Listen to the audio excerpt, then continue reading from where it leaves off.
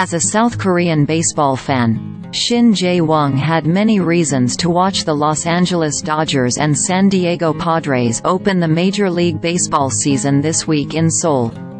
These are the first ever regular season MLB games in baseball-loving South Korea.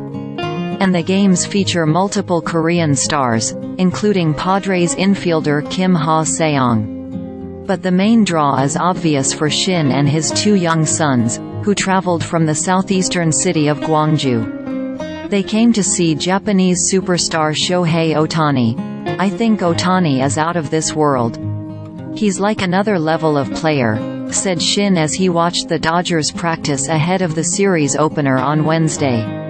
Ohtani, the do-it-all Japanese megastar, who in December signed a record 10-year, $700 million contract with the Dodgers, draws massive crowds wherever he goes these days. Los Angeles Dodgers designated hitter Shohei Ohtani, top, is forced out at first by San Diego Padres first baseman Jake Cronenworth during the seventh inning of an opening day baseball game at the Gocheok Sky Dome in Seoul, South Korea, March 20, 2024. Perhaps surprisingly, Ohtani also has throngs of fans in South Korea, which shares a fierce sports rivalry and complicated history with Japan. He has a good personality.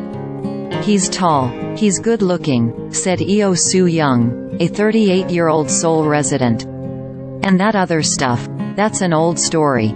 This week, it's all about positive vibes, as South Korea and Japan come together around an American game, which has also become a showcase for improved ties among the three countries. It's almost become a trilateral event, said Philip Goldberg, the U.S. ambassador to Seoul, who attended the Wednesday game with several senior South Korean and Japanese officials. In this atmosphere of better relations, it brings even more luster. Fans make their way to the stadium prior to the 2024 Seoul Series game between Los Angeles Dodgers and San Diego Padres at Gocheok Sky Dome in Seoul, South Korea, March 20, 2024. Japan-South Korea ties have long been strained, often over issues related to atrocities committed by Japan during its brutal 1910–45 occupation of Korea.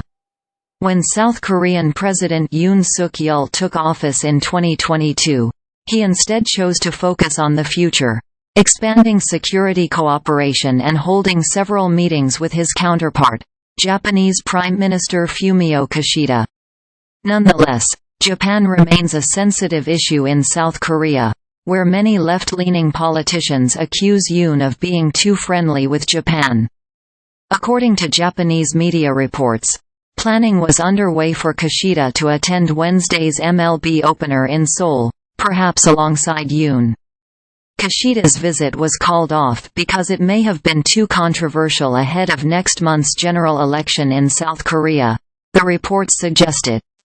Even though the two governments have been able to kind of smooth things over, this historical issue hasn't been resolved, I think.